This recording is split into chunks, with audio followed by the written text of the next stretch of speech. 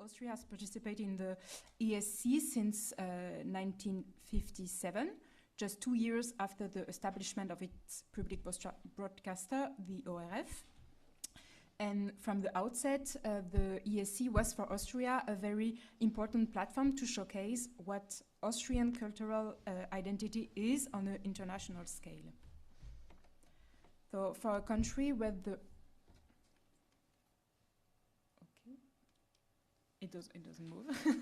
Sorry.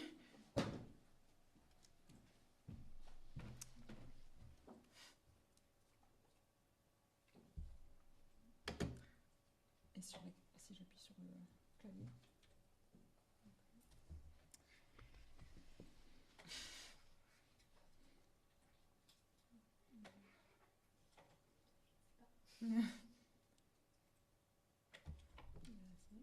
Okay, perfect, sorry.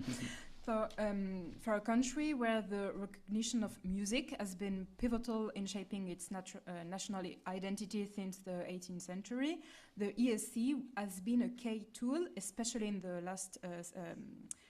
the first decade after the World War II and in the last century, for asserting and updating what is Austrian heritage in service of both national and international interest. So on the eve of the this year edition that will once again take place in Vienna, I wanted to look at the way the ESC was used to broadcast Austrian heritage, to define also Austrian heritage, but also to see how the Austrian institution took ESC as part of Austrian heritage, especially in museum.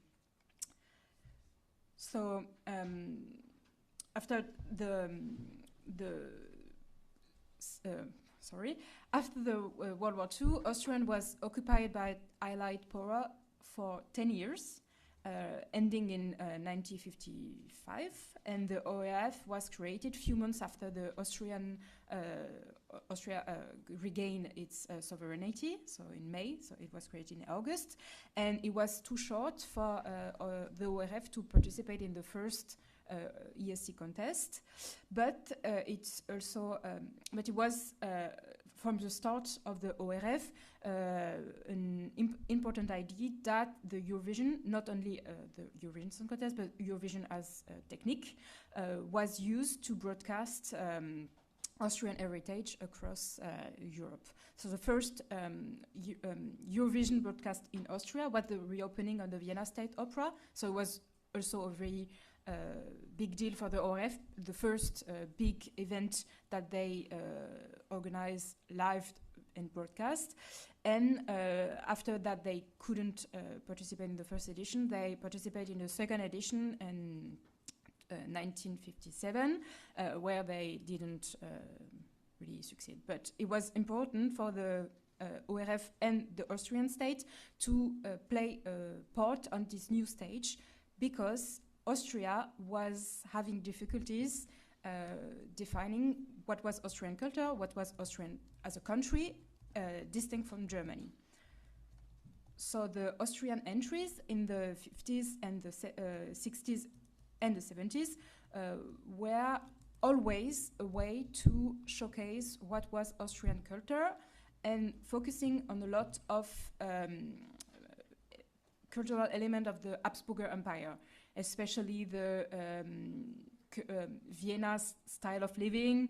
There is some example with Ferigraf der K&K Calypso aus Wien, K&K for Kaiserlich und Königlich, so the Habsburg Empire thing. Eleonore Schwarz, Nur in der Wienerluft, so all those kind of entry were really focusing on the Austrian idea of an identity distinct of German identity. It was really interesting to see that the ORF gave a lot of money and tried really hard to place well in the ESC in the 50s and in the 60s, and they succeed with Udo Jürgens, Merci Chérie, 1966, when Austria finally won.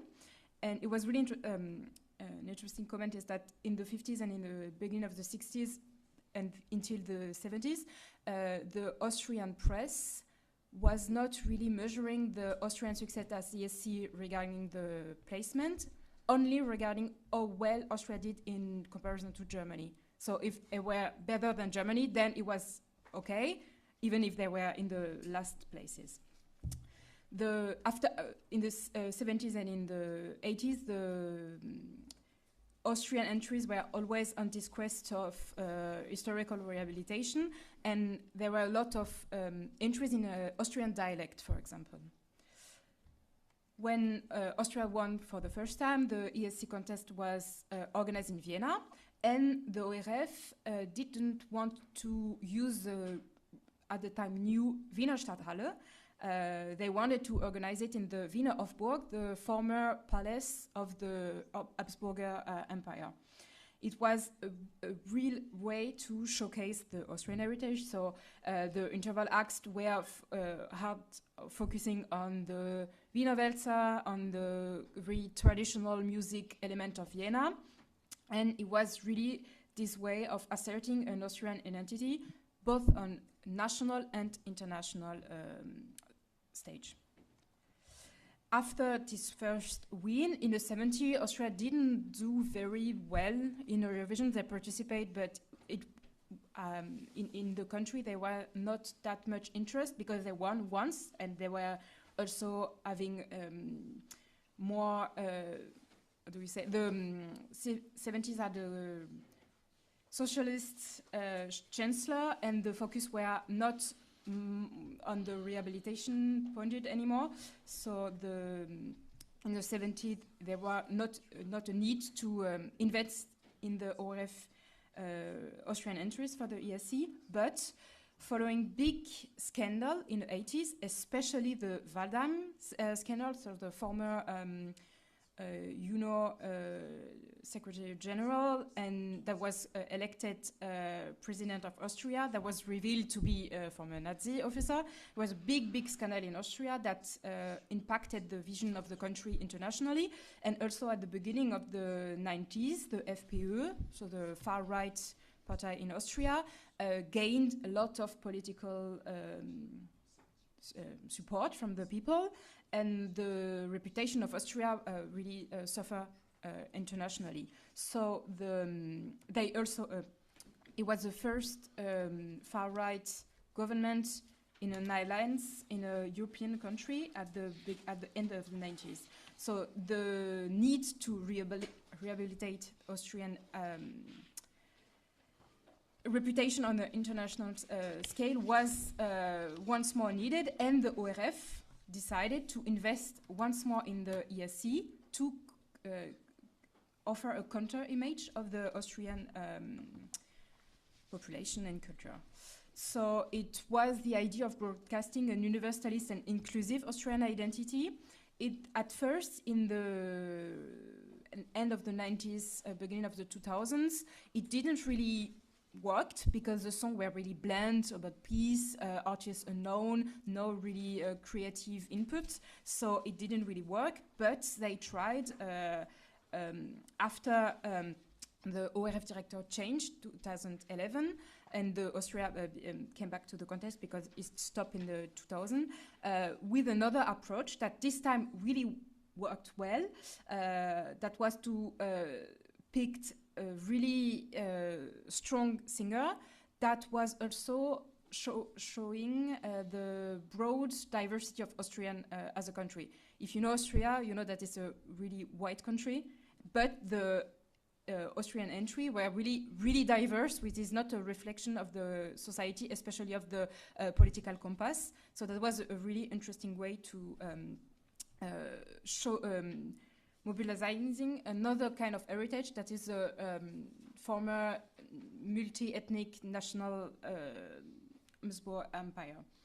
So the 2015 edition was a way to updating and reinforcing the existing association between Vienna and music with old traditional music acts, the opera, the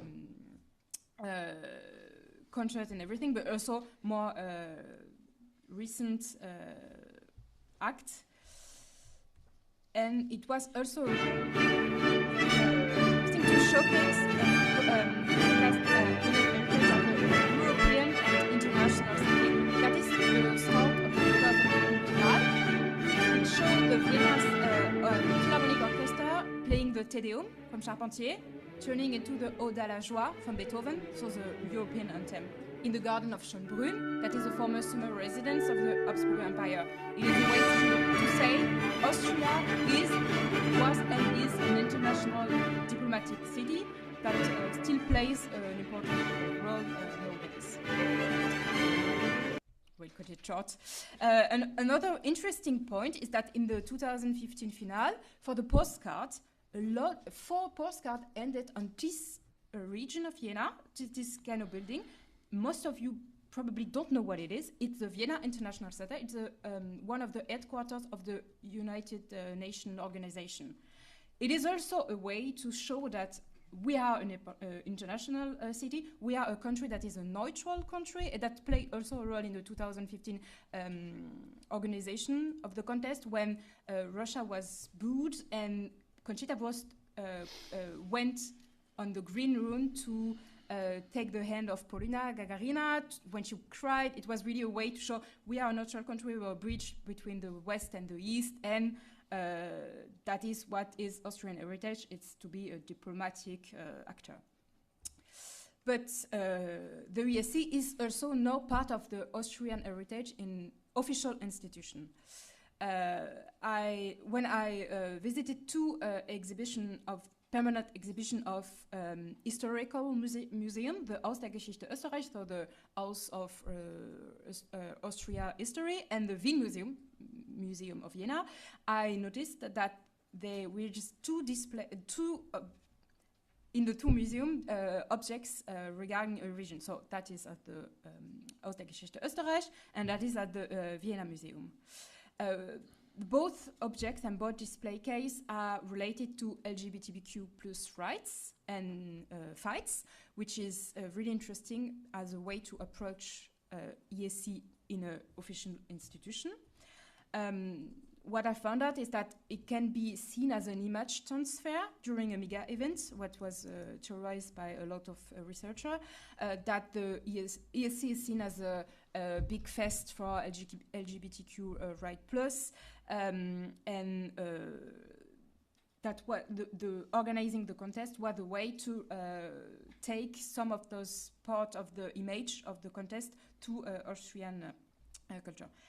I will end, I'm sorry, I'm a bit long, with the case study, I'm sorry, right? So what was displayed in both museums. In the Haus der Geschichte Österreich, there is a dress of Conchita Wurst, the dress she won in 2014 in Copenhagen. It's a loan from the ORF. It's a yearly contract. Every year it's renewed.